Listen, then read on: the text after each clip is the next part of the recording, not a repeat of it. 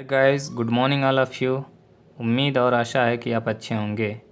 प्यारे बच्चों, class 10th biology ये चैप्टर्स और साइंस का 8वां चैप्टर्स और बायोलॉजी का इस चैप्टर जिसका नाम है how do organism reproduce, important chapter है इस वर्ष के लिए 2021 के लिए।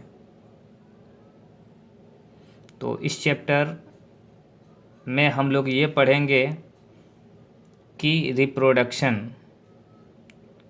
क्या होता है या what is reproduction question marks. प्यारे बच्चों, सबसे पहले हमें रिप्रोडक्शन का डिफिनीशन जाननी है। देखिए प्यारे बच्चों, मैंने इसे नोट्स बनाया है और आप भी इसे नोट्स करेंगे। हाँ, डिफिनीशन क्या है इसका कि the production of new organism from the existing organism of the same species is known as reproduction. प्यारे बच्चों, जो एग्जिस्टिंग ऑर्गेनिज्म होते हैं वे न्यू ऑर्गेनिज्म का प्रोडक्शन करते हैं। जो एग्जिस्टिंग ऑर्गेनिज्म है तो एग्जिस्टिंग ऑर्गेनिज्म से न्यू ऑर्गेनिज्म का प्रोडक्शन होता है, उसी को हम रिप्रोडक्शन कहते हैं। हाँ प्यारे बच्चों, इसमें सेम स्पीसीज ही इन्वॉल्व होते हैं। सेम स्पीसीज से न्यू ऑर्गेनिज्म का प्रोडक्शन होता है। इसमें डिफरेंट स्पीसीज होंगे तो रिप्रोडक्शन पॉसिबल नहीं होगा। तो जब सेम स्पीसीज के ऑर्गेनिज्म जो एग्जिस्ट होने वाले होते हैं तो वे न्यू ऑर्गेनिज्म का प्रोडक्शन करते हैं, इसी को हम लोग रिप्रोडक्शन कहते हैं। प्यारे बच्चों, वाई रिप्रोड्यूस या सिग्निफिकेंस, रिप्रोडक्शन क्यों आवश्यक है, इसका सिग्निफिकेंस क्या है। प्यारे बच्चों, because reproduction ensure the continuity of the life on the earth. प्यारे बच्चों, अर्थ पर उस स्पीसीज की कंटिन्यूटी बनी रहे, इस कारण रिप्रोडक्शन जरूरी है। उसकी स्पीसीज इंश्योर कंटिन्यूटी बनी रहे लाइफ पर। Reproduction is essential for survival of a species on the earth. प्यारे बच्चों, उस स्पीसीज की वह स्पीसीज सर्वाइव करें इस अर्थ पर, इसलिए रिप्रोडक्शन ज़रूरी है। प्यारे बच्चों, अगर कोई ऑर्गेनिज्म है, अगर वो रिप्रोड्यूस नहीं कर रहा है, अपनी सेम स्पीसीज को रिप्रोड्यूस नहीं कर रहा है, पैदा नहीं कर रहा है, तो उसकी जो स्पीसीज है इस अर्थ से समाप्त हो जाएगी, विलुप्त हो जाएगी, एक्सटिंक्ट हो जाएगी, यदि वह रिप्रोड्यूस नहीं करता है तो। अतः कह सकते हैं कि हर एक लिविंग ऑर्गेनिज्म की रिप्रोडक्शन ज़रूरी होता है ताकि वह अपने स्पीसीज को अर्थ पर कायम रखे। प्यारे बच्चों, ये नोट से है, आप इसे, जैसे काऊ है, गाय है, गाय बछड़े को जन्म नहीं देगी तो सभी गायें अगर रिप्रोड्यूस नहीं करती हैं तो सभी गायें मर जाएंगी, डेड कर जाएंगी, उनकी स्पीसीज ख़त्म हो जाएंगी और फिर इस अर्थ से सभी गायें, सभी काऊ समाप्त हो जाएंगी, क्योंकि जब रिप्रोडक्शन नहीं करेंगी तो उनकी स्पीसीज समाप्त हो जाएंगी। अगर वही रिप्रोडक्शन करती रहेंगी तो उनकी स्पीसीज इस अर्थ पर बनी रहेंगी। तय कह सकते हैं कि हर एक ऑर्गेनिज्म के लिए रिप्रोडक्शन आवश्यक होता है। हाँ प्यारे बच्चों, अगला जो है टाइप ऑफ रिप्रोडक्शन। तो there are a 2 main methods of reproduction in living organism. तो लिविंग ऑर्गेनिज्म में 2 मेन मेथड्स है रिप्रोडक्शन के। कौन कौन से हैं? ए सेक्सुअल रिप्रोडक्शन है और सेक्सुअल रिप्रोडक्शन है। तो प्यारे बच्चों पहले हम एसेक्सुअल रिप्रोडक्शन को डिफ़ाइन करेंगे, एक्सप्लेनेशन करेंगे।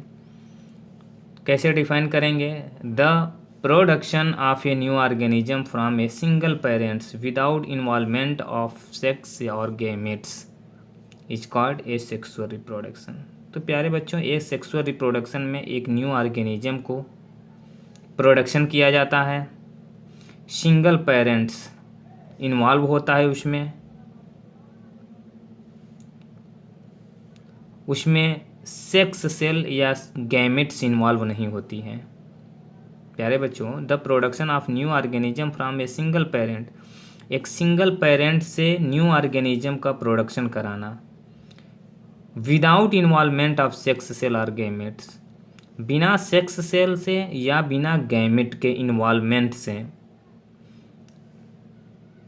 सिंगल पेरेंट से न्यू ऑर्गेनिज्म का प्रोडक्शन कराना ही एसेक्सुअल रिप्रोडक्शन कहलाता है।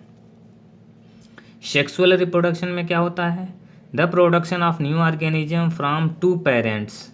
तो प्यारे बच्चों इस प्रोसेस में टू पेरेंट्स इन्वॉल्व होते हैं जो न्यू ऑर्गेनिज्म का प्रोडक्शन करते हैं by making use of their sex cell और गैमेट्स। तो जो दो पेरेंट्स इन्वॉल्व होते हैं वे अपने सेक्स सेल या गैमेट का यूज करते हैं और न्यू ऑर्गेनिज्म का प्रोडक्शन करते हैं, उसी को हम लोग कहते हैं सेक्सुअल रिप्रोडक्शन। डिफरेंस जानना है, difference between the asexual reproduction and sexual reproduction. तो प्यारे बच्चों इसमें हम डिफरेंस भी करेंगे, एसेक्सुअल रिप्रोडक्शन और सेक्सुअल रिप्रोडक्शन।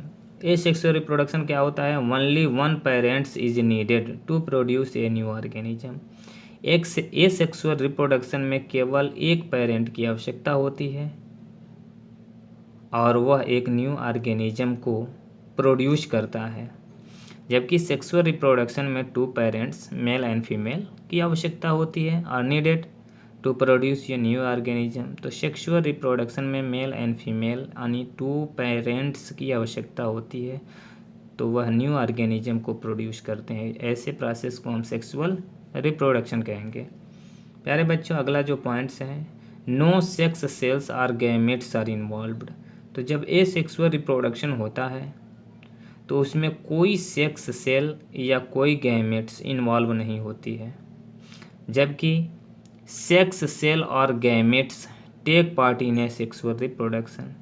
तो जो भी सेक्सुअल रिप्रोडक्शन होती है उसमें सेक्स सेल्स या गैमेट्स पार्टिसिपेट करते हैं तो एक नई ऑर्गेनिज्म बनता है। ये सेक्सुअल रिप्रोडक्शन में क्या हो जाएगा? No fusion of gametes and thus zygote is not formed. तो प्यारे बच्चों इसमें कोई फ्यूजन नहीं होता है, गैमेट्स का कोई फ्यूजन नहीं होता है, अतः जाइगोट भी नहीं बनेगा। जबकि फ्यूजन ऑफ गैमेट्स या सेक्स सेल, तो सेक्स सेल या गैमेट के फ्यूजन होता है जिसके कारण फॉर्मेशन ऑफ जाइगोट बनता है। तो प्यारे बच्चों ये डिफरेंस है।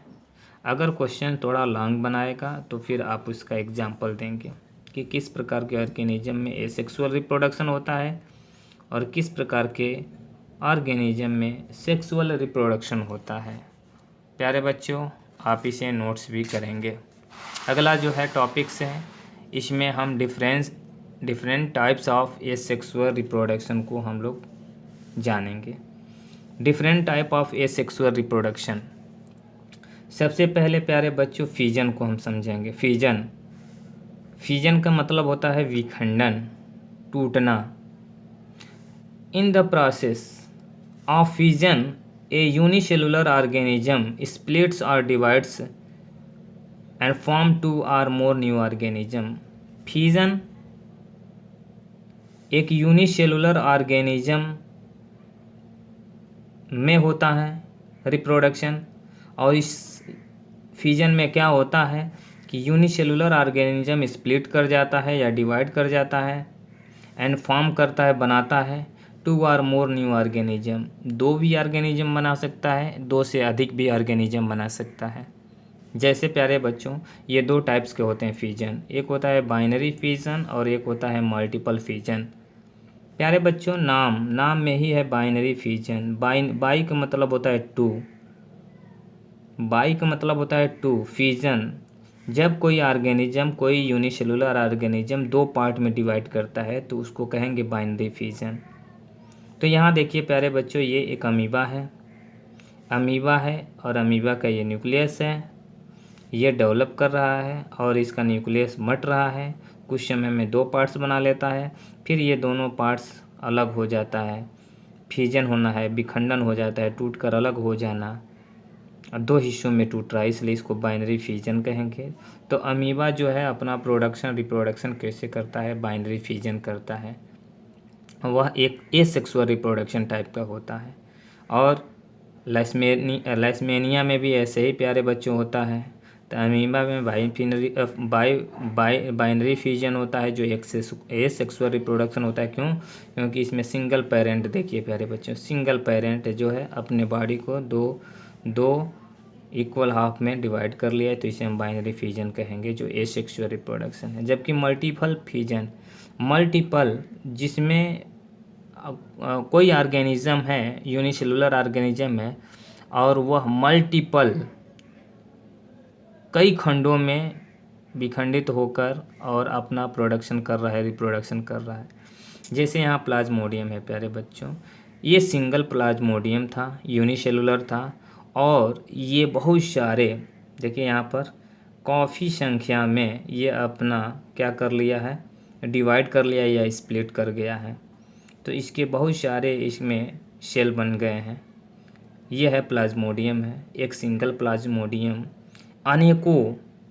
अनेकों पार्ट्स में डिवाइड हो गया, स्प्लिट कर गया है, जिसके वजह से ये मल्टीपल फिजन कहलाएगा। तो ये होता है प्लाज्मोडियम में। अगला प्यारे बच्चों ये देखिए, अगला है फ्रेगमेंटेशन है। फ्रेगमेंटेशन भी एक एसेक्सुअल रिप्रोडक्शन का टाइप है। इसमें क्या होता है? The breaking up of the body of a simple multicellular organism into two or more pieces on maturing, each of which subsequently grow to form a new complete new organism is called fragmentation। प्यारे बच्चों, ये स्पाइरोगैरा देखिए, स्पाइरोगैरा एक प्रकार का algae होता है और यह एक प्रकार का एक सिंपल मल्टी सेलुलर ऑर्गेनिज्म होता है। प्यारे बच्चों, यहाँ लिखा गया है सिंपल मल्टी सेलुलर ऑर्गेनिज्म में उसकी बॉडी क्या करती है? ब्रेक डाउन कर जाती है, ब्रेकअप हो जाती है, टूटती है। कितने खंडों में? इनटू टू और मोर पीसेस में। 2 पीसेस में भी टूट सकता है और 2 से अधिक पीसेस में भी टूट सकता है। कब? जब वो मैच्योर होता है तब। और each of which subsequently grow, और ये देखिए ये दो बॉडी में दो पार्ट्स में टूट गया, विखंडित हो गया और इसका यह पार्ट्स नया स्पाइरोगैरा बनाएगा और ये भी जो पार्ट्स है ये भी एक नया स्पाइरोगैरा बनाएगा। इस तरीके से हम कह सकते हैं कि एक सिंपल मल्टी सेलुलर ऑर्गेनिज्म अपने बॉडी को 2 या 2 से अधिक पीस में विखंडित कर लेगा, तोड़ लेगा और इसका ईच जो पार्ट है, हर एक पीस जो है वो नया प्लांट्स ग्रो कराएगा, नया स्पाइरोगैरा बनेगा, नया ऑर्गेनिज्म बनेगा, कंप्लीट ऑर्गेनिज्म बनेगा। तो इस प्रकार के एसेक्सुअल रिप्रोडक्शन को हम फ्रेगमेंटेशन कहेंगे और यह स्पाइरोगैरा में इस तरीके का रिप्रोडक्शन देखा जाता है। Difference between the fusion and fragmentation, प्यारे बच्चों काफ़ी हद तक ये सिमिलर होता है फ्यूजन एंड फ्रेगमेंटेशन, लेकिन कुछ पॉइंट्स में ये डिफरेंस होता है। जैसे फ्यूजन में यूनिसेलुलर ऑर्गेनिज्म में फ्यूजन होता है और फ्रेगमेंटेशन क्या होता है? यह मल्टी सेलुलर ऑर्गेनिज्म में होता है। तो ये खास डिफरेंस है प्यारे बच्चों, इसे आप ध्यान में रखेंगे। अगला है प्यारे रीजनरेशन। तो प्यारे बच्चों कुछ ऑर्गेनिज्म में रीजनरेशन के द्वारा भी रिप्रोडक्शन होता है, जिसे एसेक्सुअल रिप्रोडक्शन कहते हैं। देखिए, the process of getting back of a full organism from its body parts is called regeneration. प्यारे बच्चों यहाँ देखिए, यह प्लेनेरिया का मैं स्ट्रक्चर बनाया हूँ। प्लेनेरिया एक मल्टीसेलुलर ऑर्गेनिज्म है और ये होता क्या है? इसका बॉडी जो होता है कई पार्ट्स में बंट गया। यहाँ 3 पार्ट्स में मैं दिखाया हूँ। इसका बॉडी जो है 3 पार्ट्स में बंट गया और 3 पार्ट्स जो है प्लेनेरिया का प्रत्येक जो पार्ट्स हैं, जो बटा हुआ पार्ट्स है, डिवाइड पार्ट्स हैं, इसका प्रत्येक फ्रेगमेंट है। तो प्रत्येक फ्रेगमेंट से, प्रत्येक इसके खंड से नए नए प्लेनेरिया देखिए रीजनरेट हो गया, ग्रोथ कर लिया। तो इस प्रकार के हम रिप्रोडक्शन को रीजनरेशन कहेंगे। देखिए प्यारे बच्चों, the process of getting back, यानी टूटी हुई पार्ट से, ये देखिए ये टूटा हुआ पार्ट से है ना, ये रीजनरेट कर लिया है, खुद प्लेनेरिया बन गया। इस पार्ट से भी प्लेनेरिया बन गया, इस पार्ट से भी प्लेनेरिया बन गया। तो उसके प्रत्येक पार्ट से नए प्लेनेरिया का निर्माण हो गया, जनरेट कर गया। इसी को कहते हैं रीजनरेशन। जैसे हाइड्रा में भी होता है और प्लेनेरिया में भी होता है। तो इस तरीके के रीजनरेशन एक एसेक्सुअल रिप्रोडक्शन का एग्जाम्पल है। अगला प्यारे बच्चों हम लोग पढ़ेंगे बर्डिंग। एक सेक्सुअल रिप्रोडक्शन का अगला जो टाइप्स है बर्डिंग है। इसमें क्या होता है प्यारे बच्चों, in the budding a small parts of the body of the parent organism grows out as a bud के रूप में, which then detach and become a new organism. प्यारे बच्चों ये देखिए, ये हाइड्रा है। हाइड्रा एक मल्टीसेलुलर ऑर्गेनिज्म है। तो ये हाइड्रा है प्यारे बच्चों, एनिमल्स हैं। और इस हाइड्रा में देखिए प्यारे बच्चों, यहाँ बर्ड निकल रहा है। बर्ड देखिए, यहाँ बर्ड और ग्रोथ कर गया। यहाँ बर्ड इतना बड़ा ग्रोथ कर गया कि अब कुछ समय में ये बर्ड यहाँ से क्या करेगा, डिटैच हो जाएगा। यहाँ से ये टूट कर अलग हो जाएगा और फिर से ये नया हाइड्रा बना लेगा। तो इन ए बर्डिंग में क्या होता है प्यारे बच्चों कि स्मॉल पार्ट्स ऑफ बॉडी है ना, small parts of body of parent organism, ये पेरेंट ऑर्गेनिज्म है, इससे एक स्मॉल पार्ट ग्रो कर रहा है आउट की तरफ, बाहर की तरफ, जिसे हम बर्ड कहते हैं। विच व्हेन डिटैच, जो बाद में आगे चलकर डिटैच हो जाता है, अलग हो जाता है और यह एक नया ऑर्गेनिज्म बना लेता है। तो इस प्रकार के एसेक्सुअल रिप्रोडक्शन को हम बर्डिंग कहेंगे, जो हाइड्रा में होता है। अगला जो प्यारे बच्चों, अगला जो पॉइंट्स है जिसका नाम है स्पोर फॉर्मेशन। स्पोर फॉर्मेशन क्या होता है इसमें, the parent plants produces hundreds of the microscopic reproductive units called spores. प्यारे बच्चों देखिए, अभी मैं समझा रहा हूँ। इसमें स्पोरेंजिया जो है, इसमें स्पोर बनते हैं और हंड्रेड्स की काफ़ी संख्या से अधिक होते हैं, जो माइक्रोस्कोपिक होते हैं, रिप्रोडक्टिव यूनिट्स होते हैं, जिससे नए प्लांट्स ग्रो करते हैं। When spore cage of the plants burst, then the spore spread into air, and when these airs born spores land on the food or soil under favorable conditions like a dam and warm conditions, they germinate and produce new plants। जैसे प्यारे बच्चों Rhizopus है, Rhizopus जिसे प्यारे बच्चों bread mould भी कहते हैं। ब्रेड में फंगस लगता है प्यारे बच्चों, ब्रेड में फंगस लगता है राइजोपस के कारण प्यारे बच्चों। तो ये क्या होता है प्यारे बच्चों, ये राइजोपस का स्ट्रक्चर देखिए, ये हाइफी है, ये हाइफी पोर्शन है, ये स्पोरेंजिया है, छोटे छोटे ये देखिए, ये स्पोरेंजिया है। ऐसी स्पोरेंजिया में स्पोर बनते हैं। देखिए स्पोर जो होते हैं माइक्रोस्कोपिक रिप्रोडक्टिव यूनिट्स होते हैं, जो 100 की संख्या में होते हैं। जो बर्स्ट कर जाता है, किसी कारण ये फट जाता है, तो इसमें से स्पोर जो होता है स्प्रेड आउट हो जाता है, फैल जाता है हवा में। हवा के जरिए मिट्टी में जा सकता है, यानी सॉइल में जा सकता है, ब्रेड में जा सकता है, और वहाँ जाएगा तो उसको फेवरेबल कंडीशन मिलेगा। फेवरेबल कंडीशन का मतलब वहाँ वार्म भी मिल सकता है कंडीशन, और वहाँ पर ये जर्मिनेट करेगा अंकुरित होकर और एक नया पौधा बनाएगा, जैसे ब्रेड पर ऐसा हो जाता है। तो इसे हम स्पोर फार्मेशन के जरिए रिप्रोडक्शन कहते हैं। हाइफी जहाँ वह पार्ट्स होता है जहाँ से जड़ निकलती है, हाइफी होता है, ये पोर्शन हाइफी होता है, और ये पोर्शन इसका स्पोरेंजिया होता है, स्पोरेंजिया में स्पोर होते हैं। तो इस प्रकार से स्पोर फार्मेशन है राइजोपस में। ये काफ़ी इम्पोर्टेंट है प्यारे बच्चों। अगला जो है वह है वेजिटेटिव प्रोपोगेशन। प्यारे बच्चों, एसेक्सुअल का ये अगला टाइप्स है vegetative propagation. In vegetative propagation a new plants are obtain from the old plant. तो इसमें क्या होता है, ओल्ड प्लांट से नए प्लांट प्राप्त किया जाता है, या तो उसके स्टेम से, या उसके रूट से, या उसके लेप से, पत्तियों से नए प्लांट प्राप्त किया जाता है। पुराने प्लांट से नए प्लांट प्राप्त करते हैं, या तो स्टेम से, या तो रूट से, या तो लेप से, उसी को वेजिटेटिव प्रोपोगेशन कहते हैं। ये without help of any reproductive organs, यानी इसमें कोई रिप्रोडक्टिव ऑर्गन्स का कोई हेल्प नहीं होता है, कोई रोल नहीं होता है। उसके वेजिटेटिव पार्ट से या तो स्टेम से ग्रो करा लेते हैं, या रूट से करा लेते हैं, या फिर लिप्स से करा लेते हैं। तो ऐसे प्रोपोगेशन को हम वेजिटेटिव प्रोपोगेशन कहते हैं। और these are of two types, और ये वेजिटेटिव प्रोपोगेशन टू टाइप्स के होते हैं।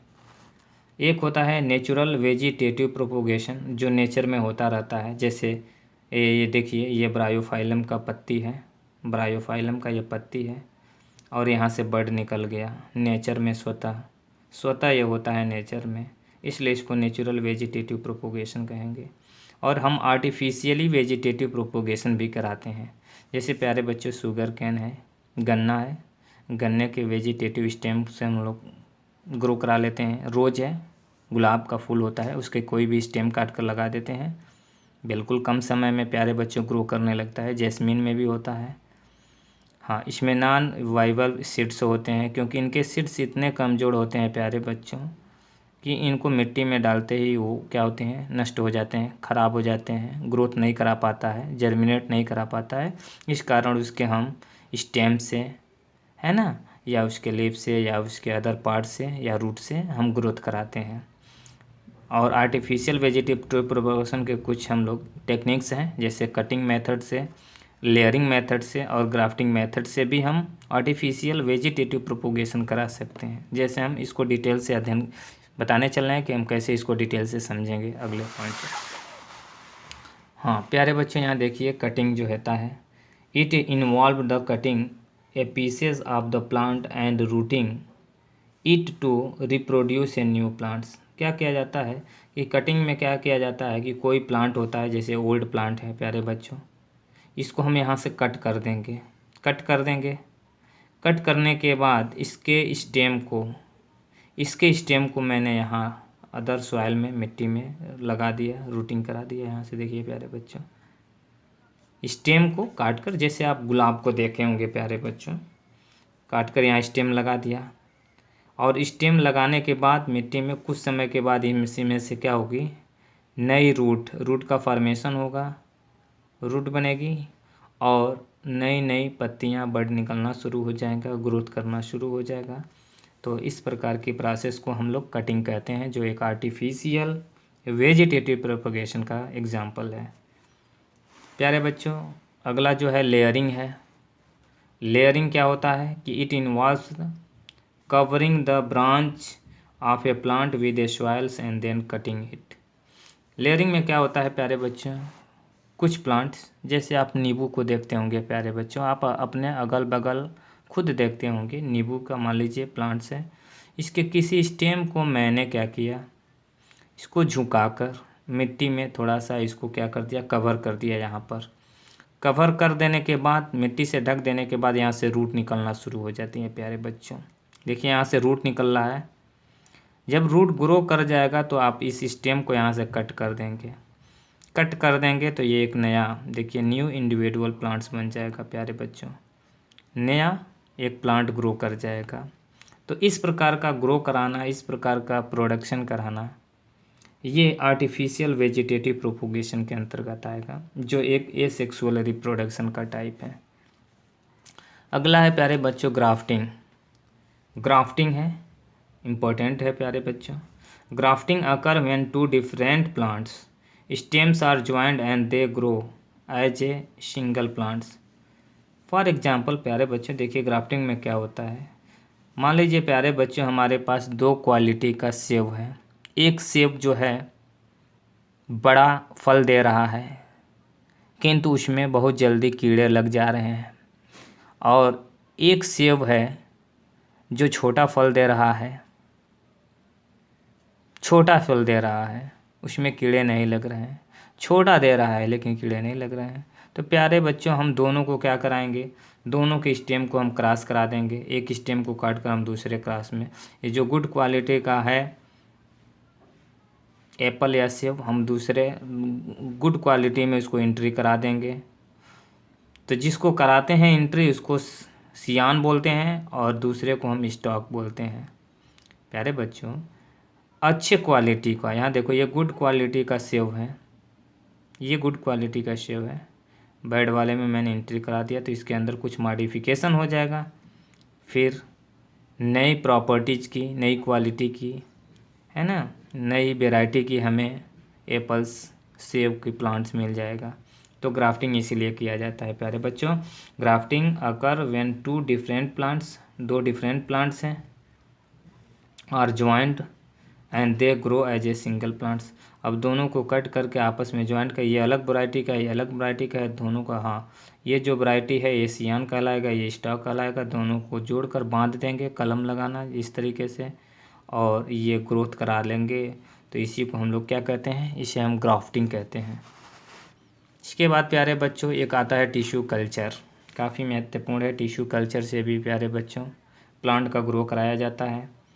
क्या होता है, इसमें टिश्यू लिया जाता है प्यारे बच्चों,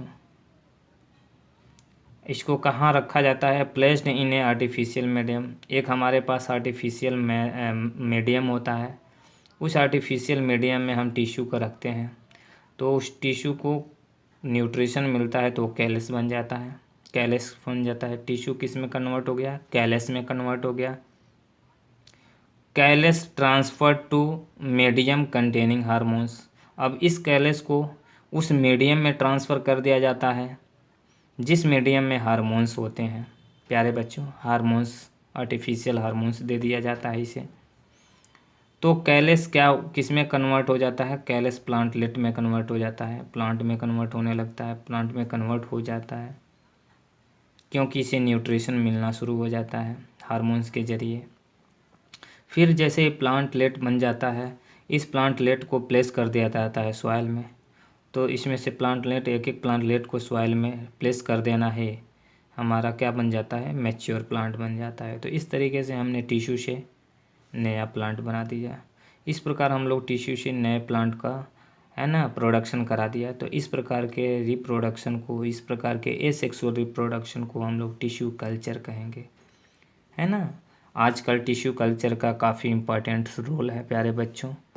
कम समय में ज़्यादा फ्रूट उगा लेना ही, ग्रोथ करा लेना ही टिश्यू कल्चर है प्यारे बच्चों। अगला है प्यारे बच्चों जिसको हम कहेंगे सेक्सुअल रिप्रोडक्शन। तो प्यारे बच्चों हम सेक्सुअल रिप्रोडक्शन को भी यहाँ हम लोग समझ लेते हैं। प्यारे बच्चों, सेक्सुअल रिप्रोडक्शन में क्या होगा, देखिए यहाँ पर अभी हम लोग इसके पिछले पॉइंट में हम लोग केवल सेक्सुअल रिप्रोडक्शन पढ़े, एसेक्सुअल रिप्रोडक्शन पढ़े, और इसमें हम लोग अब सेक्सुअल रिप्रोडक्शन की चर्चा करेंगे। क्या होता है sexual reproduction, the production of new organism from two parents by making use of their sex cell और gametes is called sexual reproduction. तो प्यारे बच्चों इसमें न्यू ऑर्गेनिज्म का ग्रोथ कराया जाता है, प्रोडक्शन कराया जाता है। टू पेरेंट्स इसमें पार्टिसिपेट करते हैं, टू पेरेंट्स यूज में आते हैं, और उनके सेक्स सेल या उनके गैमेट्स आपस में फ्यूज करने से नए प्लांट्स, नए ऑर्गेनिज्म ग्रोथ करता है, जिसे हम सेक्सुअल रिप्रोडक्शन करेंगे। जैसे यहाँ मेल गैमेट्स है और यहाँ फीमेल गैमेट्स हैं, तो मेल गैमेट और फीमेल गैमेट्स यानी इसमें टू पेरेंट्स पार्टिसिपेट करेंगे और दो पेरेंट्स के पार्टिसिपेट करने से मेल जो पेरेंट होगा मेल गैमेट प्रोवाइड करेगा और फीमेल जो पेरेंट होगा फीमेल गैमेट प्रोवाइड करेगा। दोनों गैमेट के मिलने से फ्यूजन से जाइगोट बनता है और जाइगोट चलकर एक न्यू ऑर्गेनिज्म डेवलप करता है। यहाँ देखिए कुछ कैरेक्टरिस्टिक्स को हम समझेंगे कि ये सेक्सुअल रिप्रोडक्शन के कैरेक्टरिस्टिक्स क्या होते हैं। प्यारे बच्चों, 2 parents are needed to produce new organism. तो प्यारे बच्चों, एक नए ऑर्गेनिज्म को प्रोड्यूस कराने के लिए 2 पेरेंट का होना ज़रूरी है, क्योंकि सेक्सुअल रिप्रोडक्शन पढ़ रहे हैं प्यारे बच्चों। तो सेक्सुअल रिप्रोडक्शन प्लांट में भी पढ़ेंगे, एनिमल्स में भी पढ़ेंगे।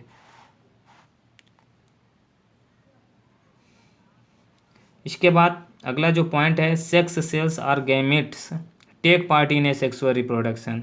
तो प्यारे बच्चों, सेक्स सेल या गैमेट्स जो होते हैं वो सेक्सुअल रिप्रोडक्शन में पार्टिसिपेट करते हैं। Fusion of gametes result in the formation of zygote.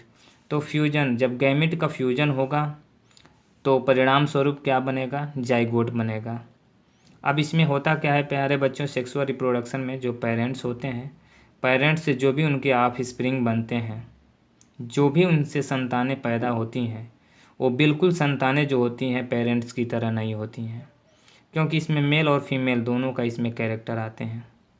अतः ये बिल्कुल, अगर ये आपस में सिस्टर हैं या आपस में ब्रदर्स हैं या सिस्टर ब्रदर्स हैं, बिल्कुल सेम नहीं होंगी, कुछ ना कुछ वेरिएशन आएगा।